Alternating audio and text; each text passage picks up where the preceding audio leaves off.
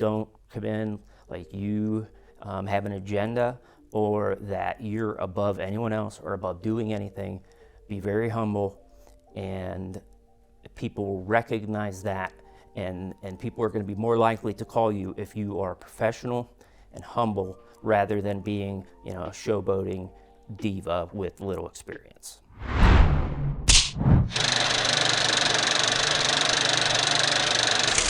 Welcome back to the Indie Spotlight Podcast, Season 2, Episode 5. On this series, I want to help pull back the curtain a little bit and discuss some of the process of what goes into independent filmmaking. Last week, we had the amazing cinematographer Jake Reynolds on the show, and today I am joined here live in the studio with Adam Joseph Turner, a phenomenal actor, the star of In the Hands of Fate. Adam, for those who aren't as familiar with you, what can you tell them about yourself and some of the work that you've done? Well, first, thanks for having me, Sam. I'm from Shelby, Ohio, which is just north of Mansfield. And if you don't know where Mansfield is, it's between Cleveland and Columbus, and where The Shawshank Redemption was filmed. I graduated there in 2003. I then went to the University of Toledo, where I got my bachelor's in criminal justice, and I graduated in 2007. And then I came back to the Mansfield area, and I entered the police academy, graduated there in 2008, and then I started full-time with the Shelby Police Department working in 2008. I've done a variety of things. I went down to Springfield. I was a police officer there for 4 years. I worked for the State Medical Board as an investigator for 2 years, and then I returned to Shelby, where my current position is. I'm in the detective unit. I head the detective unit. I have 2 kids, Vivian and Julian. My wife is a speech therapist, and let's see, we have 2 cats and 2 rabbits, and I'm an actor. That's a lot. So kind of something I wanted to talk on. I was going to originally bring it up kind of later in the show, but I want to kind of touch on it now. So you have a full-time career in law enforcement and have for many years, and you also are an actor and pursuing that as a passion. What is that balance like between working full-time in law enforcement and pursuing your passion into acting too? Regarding the balance of law enforcement with acting, my life as a detective is very heavy, per se, which I thought at one point that would kind of detract from my ability to act.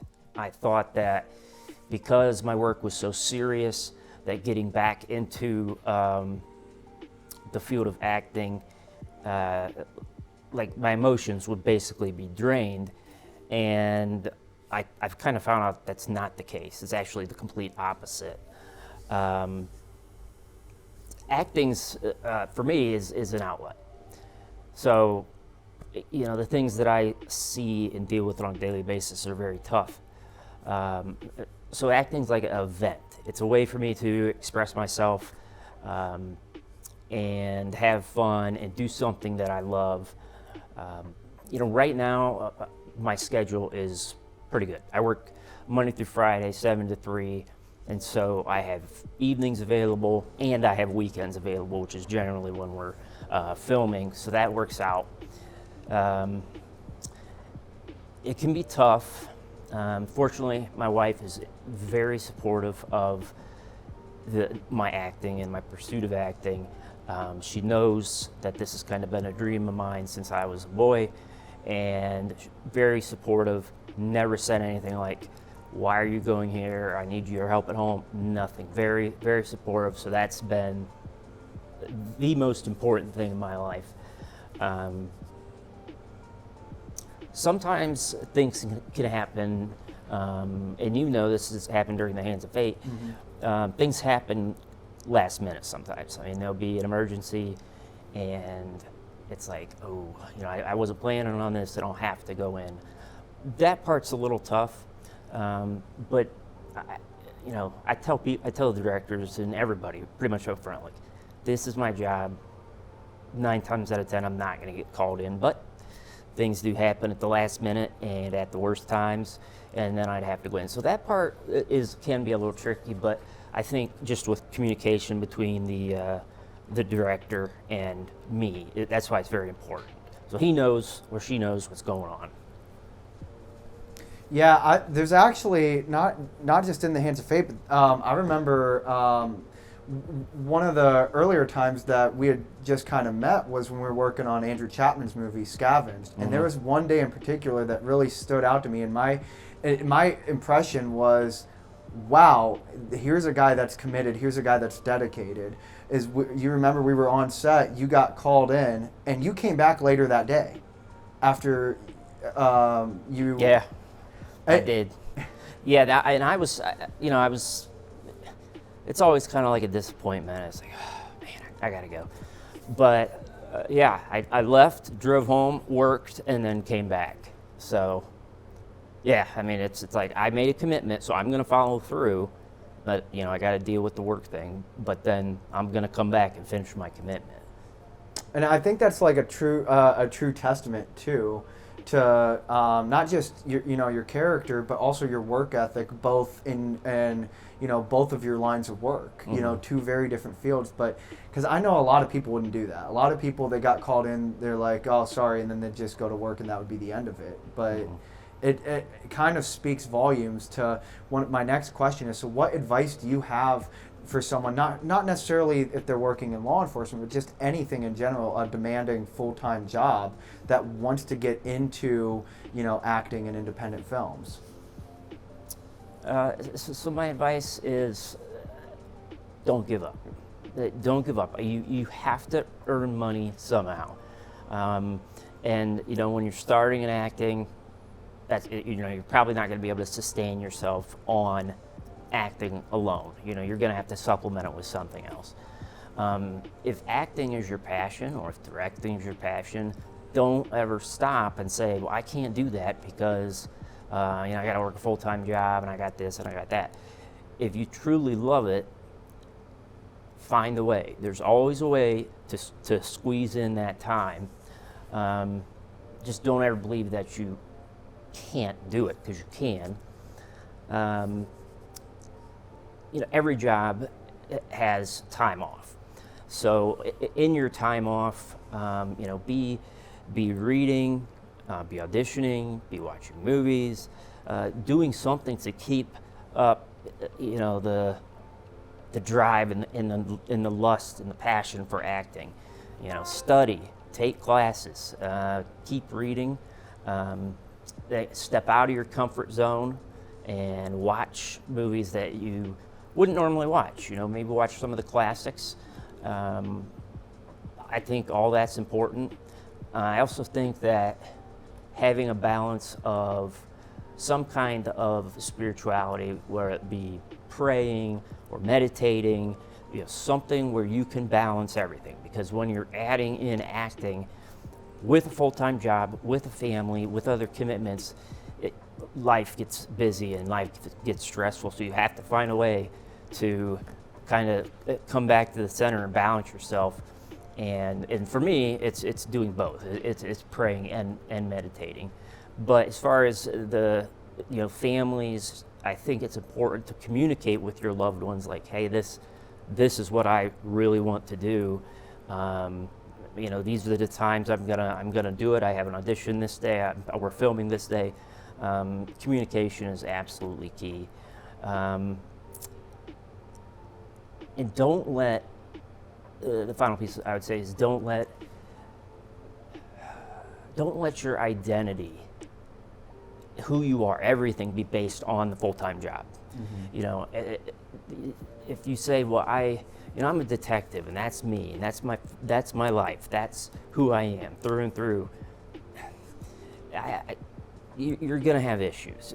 You have to find your identity through a variety of different outlets, family, friends, acting, and just know that the full-time job doesn't have to be permanent.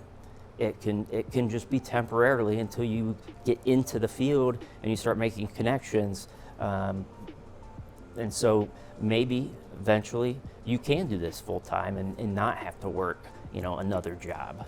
It's all about time management, and it's about communication with the people that are important to you, to include your bosses and your directors and your spouses and your kids, etc. Yeah, I think that's great advice, and I'm glad that you brought up too, not just with acting, but with directing, or with with cinematography, or if your passion is in sound, or if it's in makeup. No matter what it is, it's all about finding that balance and finding that time to go after something, something more, something that you want, but still being able to find that time for everything else. And it is tough. But I think kind of what's kind of cool to talk about is I think a lot of people that aren't into this, or haven't stepped into this industry, have this misconception that it's impossible to get your foot in the door. It's impossible to get started, and you have to have all this money, and I'm too busy because I have this job. And it's you're a detective. I'm a high school substitute teacher. I know people that work in factories and they do this on the weekends. I know people that are in almost any line of work, IT. And it's one of those things where it's something that you don't necessarily know about it until you do know about it, and then when you realize that people are getting together and doing this out of love and out of passion and out of excitement, it opens up a new door. Yeah, absolutely, 100% agree. So, how did you kind of get your start into acting? What made you want to become an actor? Let me go back to my notes so I don't miss anything.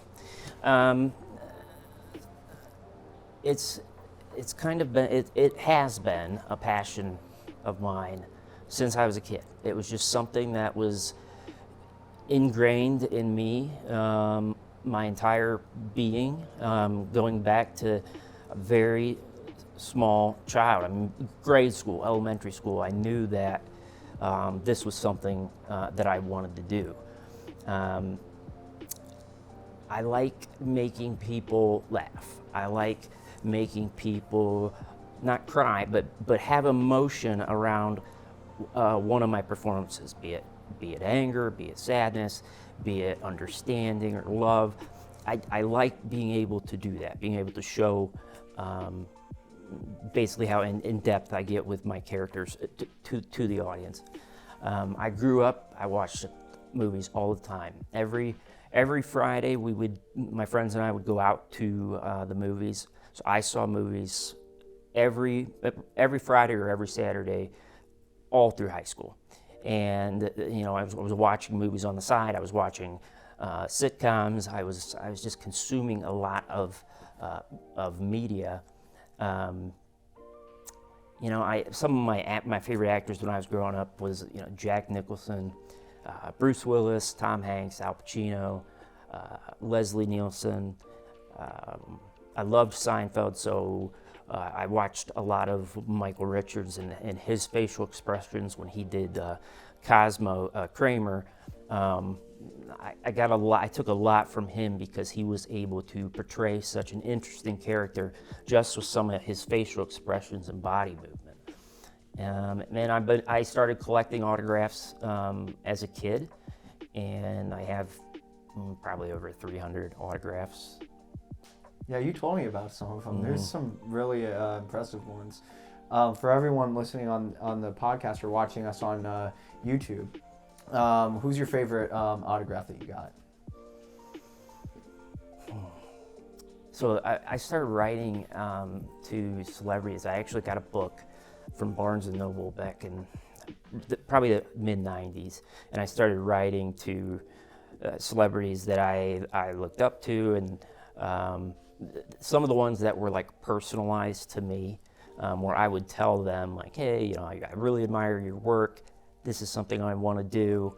And they would like write back, actually write a note or write it on the photograph. Don't ever give up, or it's a tough line of work, but keep going. Those are the ones that meant a lot to me. So, and some of the stars are gone now. Leslie Nielsen wrote me a nice letter and signed his picture, basically saying, "Always remember to laugh." So that was a good one. Denzel Washington, another personalized autograph, meant a lot to me. And then I have 2 Robin Williams. He signed two pictures for me and sent them back. So those are probably my favorites.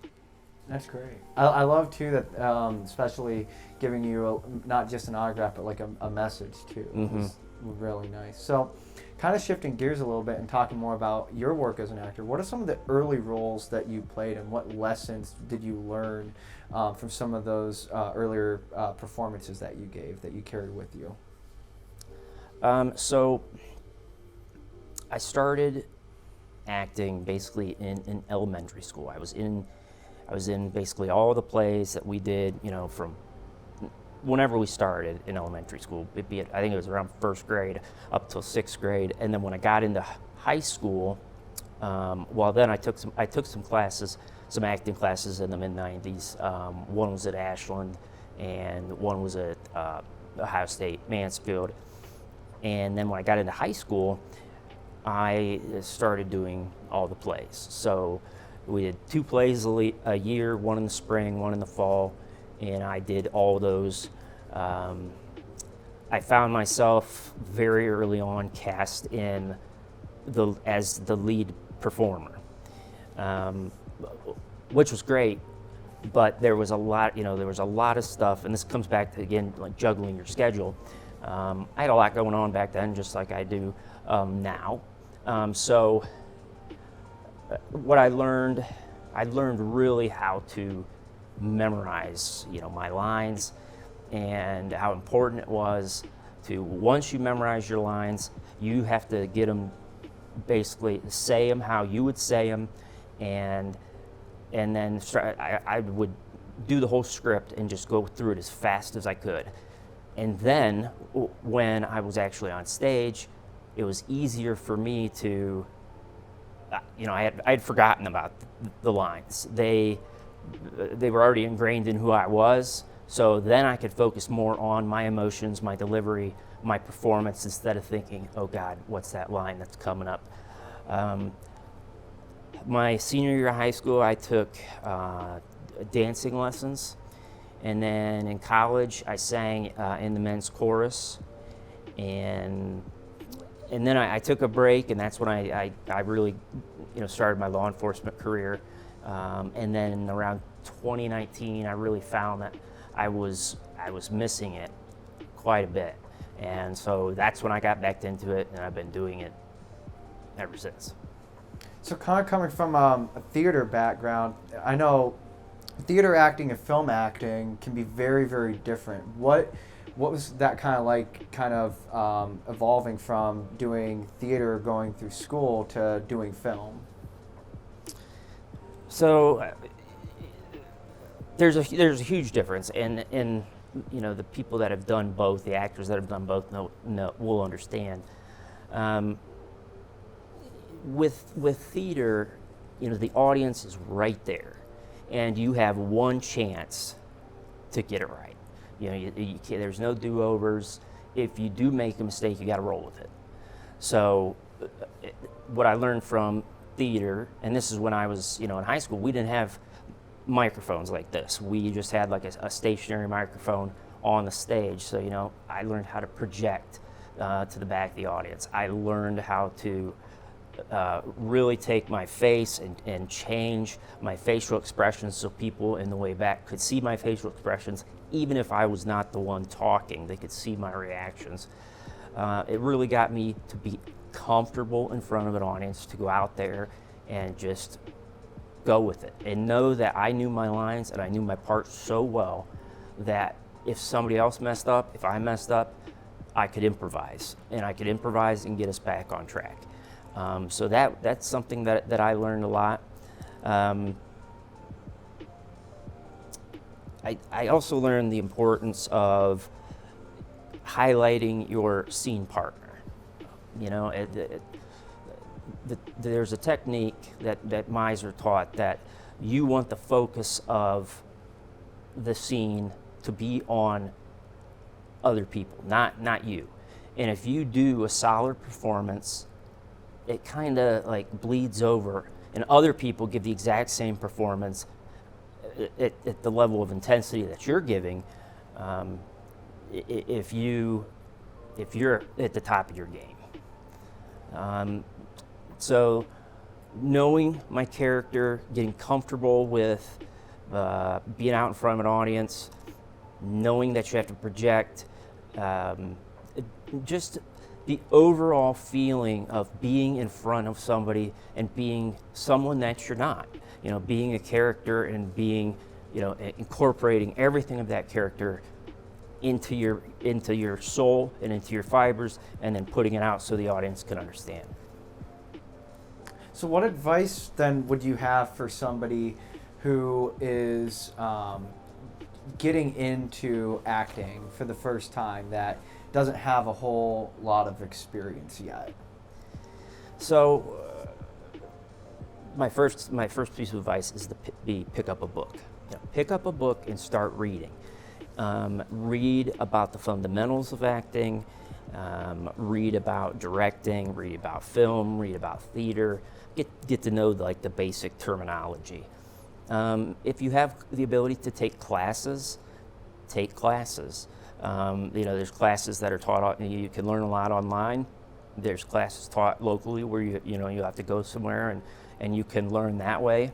I would say if you want to do film, to start small. Get in as a background and just observe kind of everything that's going on. Observe the tempo and different parts and what different things that are said mean.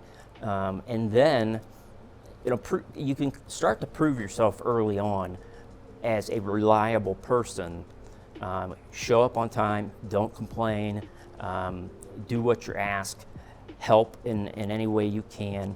And then if you feel comfortable in yourself and you have delivered a good performance, even as a background actor or a day player, then you could start applying to be supporting or be a lead. Continue to update your resume, document everything you do, even if it's a small part. That way you can kind of build off one thing after another. And then when you start to get bigger parts, you can kind of take off some of the smaller background roles, or you can keep them all on there. I would say get a headshot, get something, a professional picture, where you can put it out so people can see it, especially now since auditions are virtual. People are going to want those ahead of time, a headshot. And it doesn't have to be anything fancy, just something, somebody that has a backdrop, has a professional camera, that you can send out and kind of market yourself. Now with social media, you have tons of opportunity. There's opportunities on Facebook and Instagram. Get on there. Get into some of the groups. Let's just say we're talking Ohio. Get into the acting groups.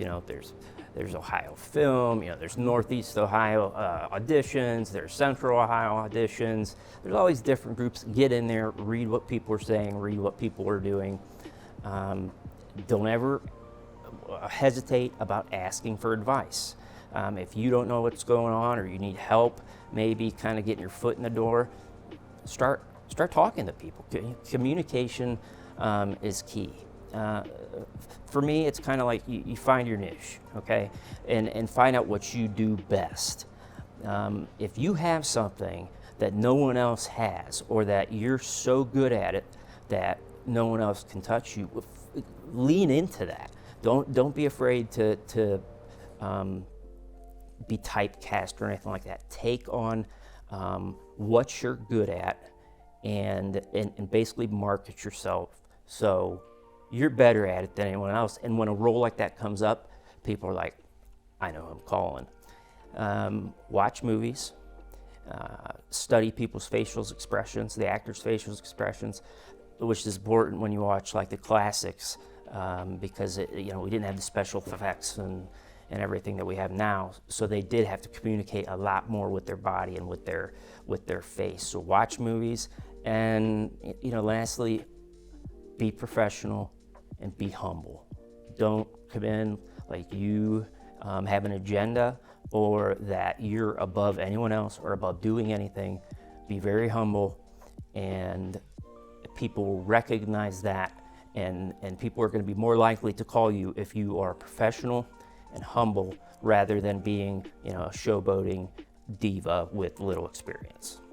Right. Well, that kind of goes back to that story that I was talking about from Scavenged. I mean, obviously, and a lot of people, I think I've told this story on the channel before about that the monologue that you gave for that opening scene of the movie, and how I was like so,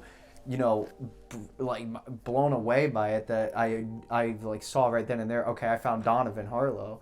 But I mean, I already was thinking, even before I had you in mind at that role, the movie that we're working on right now, that we're in development on, Crimson Night, which I've talked a little bit about, but I haven't given a whole lot of detail.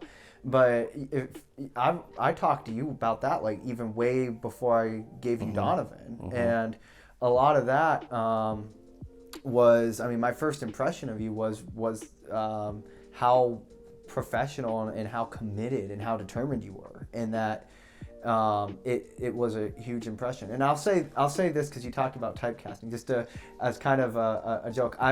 I'll admit that I've typecast you a little bit, but you got a really good typecast. Yeah, I know. Badass. Yeah.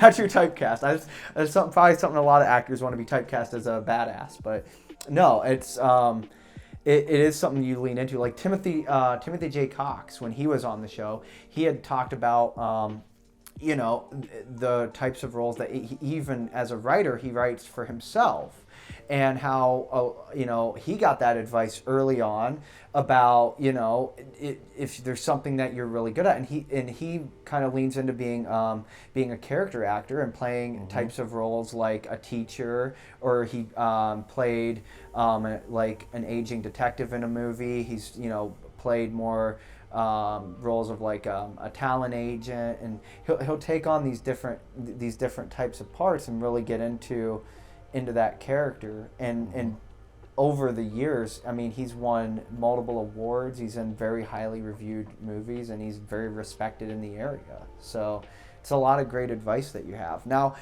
we talked a little bit about auditions. You touched on it just a little bit. But what advice would you have for actors auditioning nowadays, especially with self-tapes? Because I know self-tapes are really starting to take over in terms of the most common way that directors will cast. Right. So obviously, traditionally it was in person. COVID really kind of changed things into like the digital format, doing self-tapes. Looking at my notes here.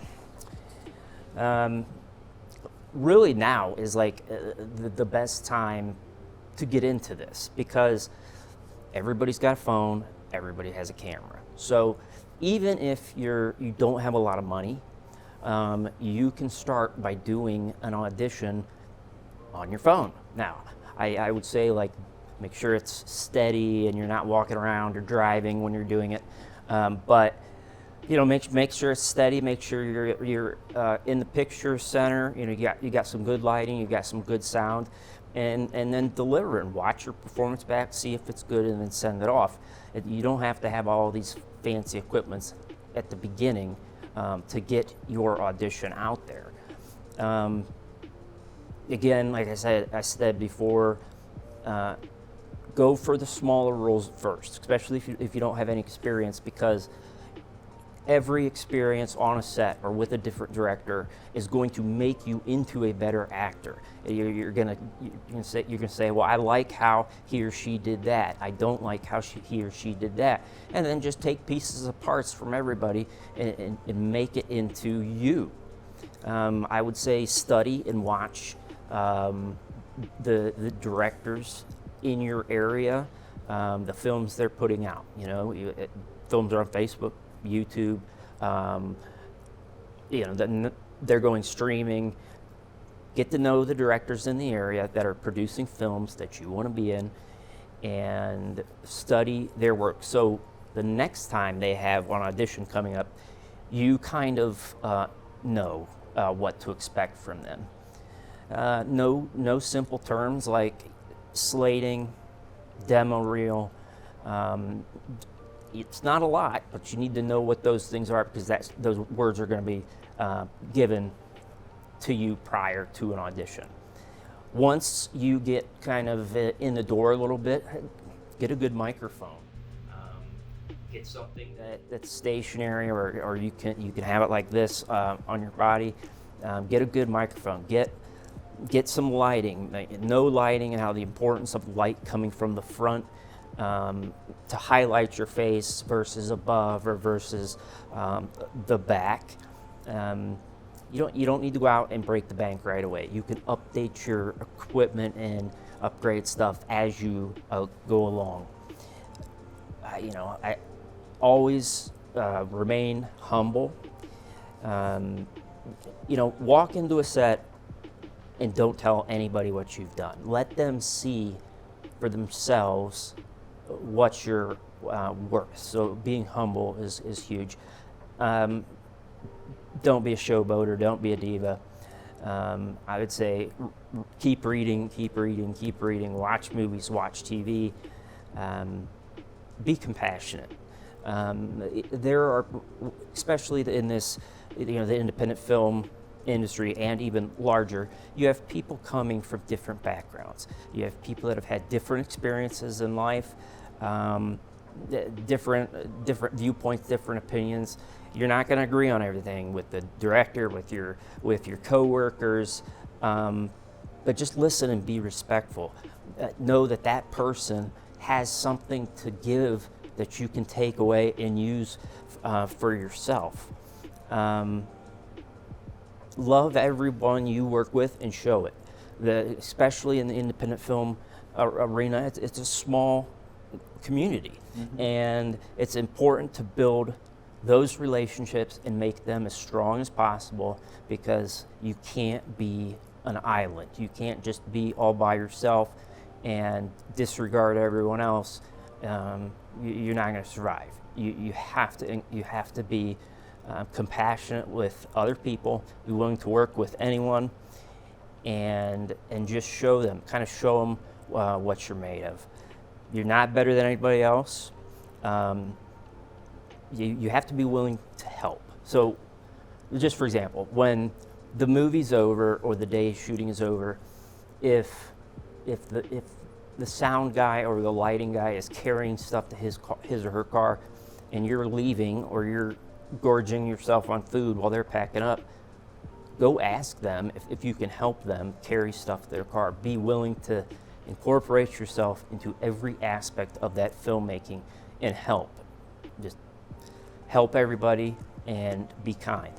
Yeah, I think that's something a lot of people take for granted. A lot of people don't necessarily think about too, because we talk about like the importance of networking, and we talk about the importance of like getting to know people, not just at like mixers or networking events, but also making friends on set. But a big, huge part of that is going that extra mile and helping people, and not being the person that says, well, I'm talent, I'm not crew, and then just see ya, I'm wrapped, and then zip out of there. It goes a huge way in standing out and developing relationships. Yep, absolutely.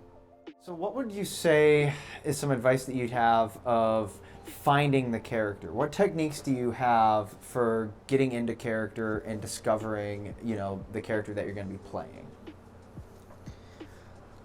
So there's a lot of different theories and models in acting, and one of them is Meisner technique. And Meisner said acting is the ability to behave truthfully under imaginary circumstances. So how do you behave truthfully? Well, you have to be able to study human behavior. You have to know how people react to sadness, to love, to happiness, to anger, to rage. You have to be able to know how each person manifests that, whether it be vocally or non-vocally, just non-verbal, and you can see it in their body language. Read, especially nonfiction. Watch documentaries about the time and the place that your character is in. If it's a historical film, you better know exactly what happened during that time period, because that's all going to mold the character that you're trying to create. Read that script, whatever script it is, front and then backwards. Like I said earlier, memorize your lines, memorize them out loud, talk to yourself, and then when you think you have it, say them as rapidly as possible. Just boom, boom, boom, boom, boom.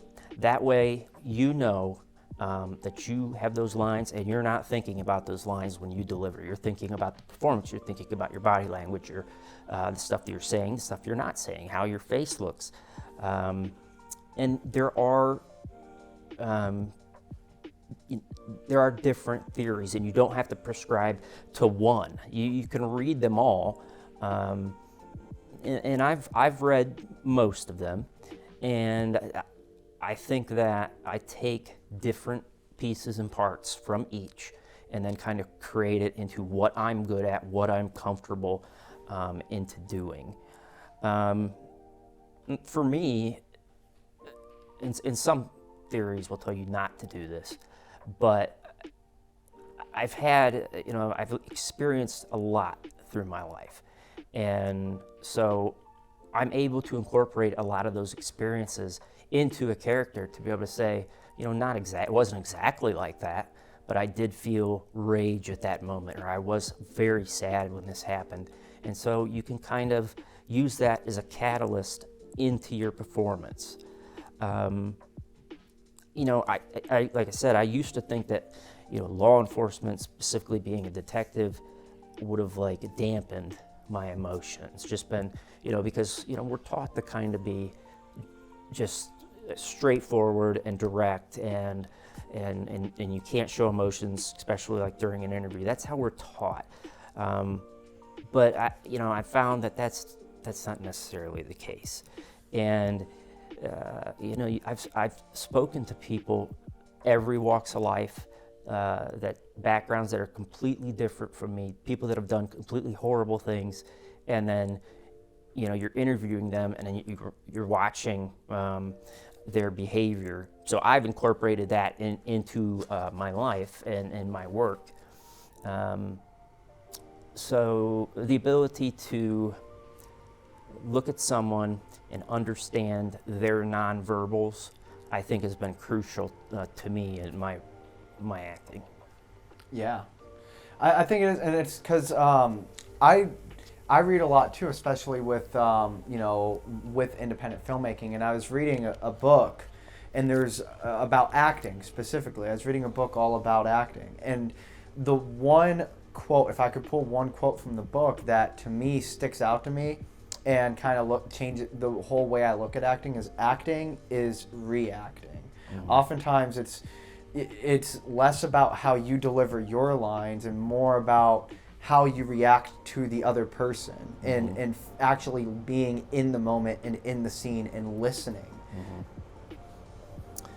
Mm-hmm. There was Uta Hagen, famous actress who became a famous acting teacher. One of her students that she was teaching, said, I'm so nervous. They were going out on stage, they were so nervous about it. And her advice to them was she said, be the cat. That's what she said. That's all she said. And what she meant by that is be the person in the scene that, people don't know what you're going to do. People don't know what's going to happen. You see a cat, sometimes they're just walking along, and then the next thing you know, they're scared and their tails get bushy, and all their hair stands up. Sometimes they're jumping around, jumping on tables. Be that person. Be that person that's I don't know what they're going to do next. So that I've kind of incorporated that into my being as well. Absolutely. So Let's talk. I want to talk a little bit about the actor and director relationship, and kind of what do you think makes a good dynamic between an actor and a director on a film set? Communication is absolutely key. If an actor doesn't deliver a line or as the director envisioned, both sides have to be open to everything, talking to each other offset, and phone, email, text. Know what is expected of you. If you know what's expected, the job is being an actor. It is easy in that aspect. Be there for each other through the entire process. Know that filmmaking is a team, not an individual effort. Allowing for mistakes. A director that knows, hey, people are going to forget lines. Crazy things are going to happen during the set, during the filming that you're not expected. Being able to kind of roll with that. Humility on both sides. Know that you're both in this for the love of film, for the love of whatever medium you're doing. Try to incorporate like the same vision. Let the director know where your strengths are. Let the director know where your weaknesses are, because then you can work off of that. Laughter is huge. You have to be able to laugh. You have to be able to, joke around with each other, because laughter, brings people together. I would say go to the extreme for each other. Be there on and off set. Develop that relationship. Having a relationship with a director, for me, is crucial, because I know what they're trying to get across. And like I said, if you know the heart of the director and you know the script, everything is so much more natural.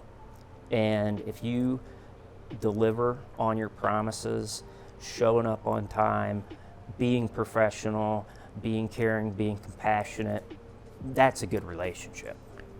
Yeah, I agree. And coming from the perspective of a director, to me, I think that was one of the most rewarding aspects, not just within the Hands of Fate, but even with short films that I've done in the past with, like Hang In There, for instance. There's actors still from that movie I bring back for other projects, and fostering those relationships. And you get to a point, and you worked with someone so long on the set, it's almost like this family dynamic, to where, like, the first few times that you're working together, there's a lot. The communication it evolves and it grows and it improves, to whereby, at this point, I mean, we can just have a casual conversation and kind of get exactly like where each of us are coming from. And one thing that I love too, and I can't speak on every director's behalf, because I know some directors are a lot more strict and by the book, and we're going to do it. This is exactly how it's written. This is exactly how I want it said. But I like to tell other directors too, to open up, let your actors experiment and try something a little bit. But something that I like is that you not only find the character on the script, but you find the character beyond the script, and you're able to then not only act on set in that character, but you're able to write your own lines in that character and bring that. And there's a story from In the Hands of Fate where that's what made the final cut. We can't talk about the scene just to not spoil it, but it was such a good and powerful performance. So what is that kind of like for you in terms of preparing and writing extra dialogue and learning your character outside past the script? Like you said, I mean, some directors would be like, absolutely not, don't do that. And I always, I pitch it like, hey, give me a little leeway here. And, I got to say, something for Andrew Chapman. When that scene happened in Scavenge, the first scene, I felt like there wasn't enough of my character showing basically how ruthless and how crazy he was. And Andrew just said, go with it. And so the scene that I loved the most, and which was the most fun for me to play, was when I elaborated on that character. And that's what caught your attention for In the Hands of Fate. So I can't say enough good things about Andrew Chapman, because I think him allowing me to do that has opened a lot of doors for me. And then, during In the Hands of Fate, it was kind of the same thing. There was a part where I was like, wow, this is the most powerful point of the script, at least the part that I'm in, and I need to tweak it a little bit to make it seem more natural, because everybody has qualities that they're good at. Some of the qualities from an actor's perspective that I like in directors, and which is why I like working with you, is that you're being open-minded. It's not, some directors are like, you have to say this word for word. This is how I wrote it. Say it like this. Okay, fine. But there's if you allow the actor to say the lines, but to say it in a way that's more natural to them, or more natural to the character they're portraying, it's gonna look better. Time management is important. Directors that have a bird's eye view of kind of what they want to accomplish, what the film's about, and being able to tell their actors kind of, hey, this is what I'm going for, super important. Directors that are safe on set, and know the seriousness of weapons or scenes where there's stunts or fighting. Being cautious is a very important quality. Being able to adapt to changing circumstances. When we were doing In the Hands of Fate, there were things that happened, location changes, locations that we couldn't film, different things in the schedule. So being able to kind of adapt, roll with it, and say, hey, we're going to get this. It might not be today, but we are going to get this done. Professionalism, super important, treating everybody with respect. And there's something that I heard a long time ago that I think is true. People will do anything for free. It's not about the money if the passion is there. But people will work for free when they have a good boss, when they have a good director.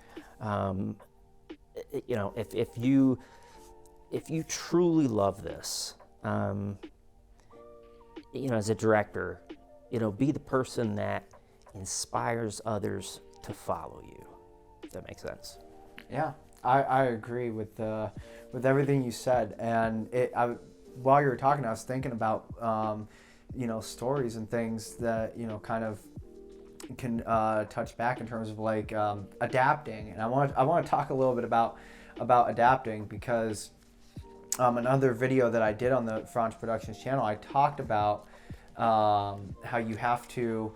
It's a balancing act of coming in with a game plan, knowing what you want, how you want it done, and having everything listed out, whether it's the shot list, on the call sheet, what scenes you're gonna do, and what shots you need to get. And then sometimes something happens. You can't necessarily control everything. Like sometimes you're holding for fireworks because it happens to be 4th of July weekend and you're right next to a park. Yep. And so things like that can come up. And the one story that I talked about in that video is there was a night where there was an accident with the handcuffs, and you ended up getting hurt. It kind of dug into your skin a little bit. We canceled the shoot the next day, and it was painful at the time, but where we ended up changing the location, moving the date, and this is just me, and it is my and my mom said it too. It's her favorite. It is our favorite scene in the movie. And in a way, it didn't happen. It wouldn't have happened if we didn't move it, because I think there was something about the different location that ended up helping and benefiting the overall story too. Yeah, I completely agree.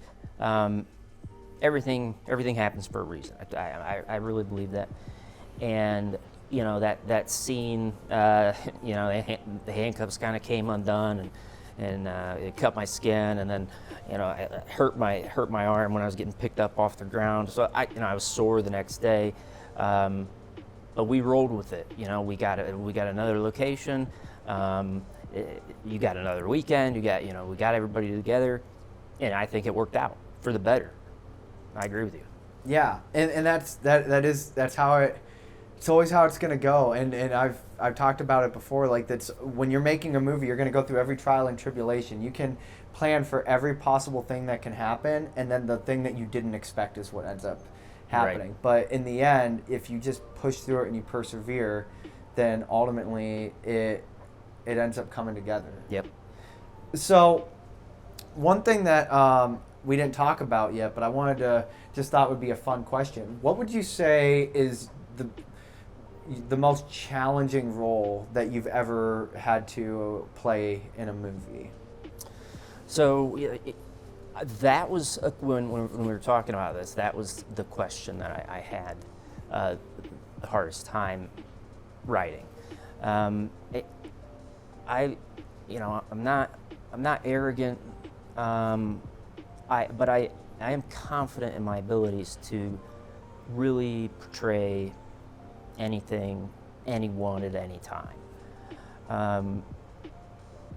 Self-esteem, I mean, that's something that I struggle with. So knowing how thorough I am and how I learn a script and how I communicate with the director on what he or she wants, I know that I can produce a solid project. I've worked on stage, I've worked on film.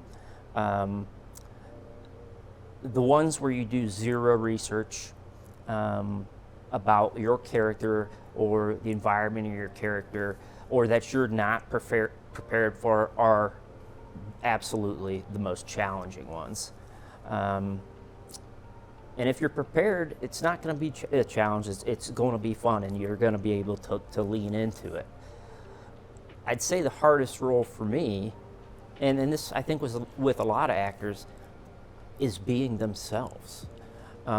Being able to act and step into another life and portray a different character opposite of who you are.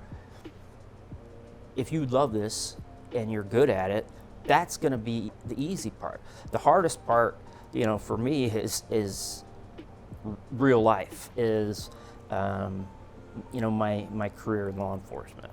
So that's the hardest role that I've ever had to take on, because it's serious, it's real, and things are happening in real time. But I've tried throughout my life, and I've failed at this, but I've tried, and I think I'm now successful in it, as being kind of the concept of Aristotle's Renaissance man. Like, you're not perfect at one thing. You're good at a lot of things. And I think if you're good at different aspects of your life, and you're more well-rounded as a human being, you're not going to have any problems finding that character. It's going to come natural. I think that's great advice. So, one final question before we close out the show, and it's the question that it's my favorite one to ask. If you're stranded on a desert island, you can only bring 3 movies with you. What are they going to be, and why? See, that was the most difficult, actually. Oh yeah. So I've seen thousands and thousands of movies, and my favorite movie is The Shining, and it's everything about it. It's how Kubrick did his camera angles, the colors that he used throughout filming that, Nicholson's performance into absolute madness, and just everything about that picture, the music, the soundtrack. It's a great film. I love it. I can watch it a million times, and I'm always going to enjoy it. There's 2 that I was kind of like, I'd bring both of these, but The Count of Monte Cristo and Shawshank Redemption. both have aspects of escaping from something. You know, in The Shawshank Redemption, Andy Dufresne breaks out of prison to be free, and in The Count of Monte Cristo, he's also in prison, and he breaks out to be free. And The Count of Monte Cristo is kind of like a comeback story. So, in the both of those films end with kind of the overall feeling of love, of rising above a challenging circumstance, escaping, which would be important if I was on a desert island. I'd want motivation to try to escape, and then coming back to something that's crucial in life, which is love. And then I'd bring like a slapstick comedy. Like I love the Naked Gun series, and so I'd bring one of those, and because they're always funny, and Leslie Nielsen's performances and how he delivered and his nonverbals hilarious. So I need a little bit of happiness and motivation to get off the island. Yeah, I think that's important to have something, a good laugh, because my first thought was, oh man, you're bringing The Shining, a movie about being completely socially isolated and losing your mind. Okay, we'll see how this goes. But no, I think that's great. It's a great kind of diverse picks. So where can people follow you to keep up with your work on social media? So I'm pretty active on Facebook. I'm pretty active on Instagram. Like you tag me in things. I always post it to my wall, so people know what I'm doing. What's nice about now in the digital age, the social media age, is like I'm doing these movies, I'm doing these performances, and people that I have known, in another point in my life, whether it be high school, whether it be college, whether it be different jobs I've had, are messaging me and being like, wow, man, I didn't know you did this. I think this is great. I really want to see that movie, and because you're in it, which is it's kind of nice. It's like, wow, I really appreciate that you're following what I'm doing. I had my 20th high school reunion in the summer of 23, and somebody came up to me and said, we were looking at our senior yearbook, and yours says that you're the most likely to become famous out of our class. You're actually doing it. And I said, well, I don't know about that. I don't think I'm famous, but you can see all my stuff on social media. I have a IMDb page that I frequently update, and if I can post, if it's on YouTube, I'll post a link to YouTube, or I'll post where you can see it. And I'm pretty open about what I'm doing and who I'm working with. So I'd say that's probably the best way to follow me. And if you want to contact me professionally, on my IMDb page, everything, my contact, email, or you can message me through social media.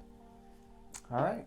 Awesome. Well, Adam, thanks for coming on the show. Thanks for having me. Yep. And thank you to everyone who is either watching us on YouTube, or if you're listening to us on Spotify, thank you as well.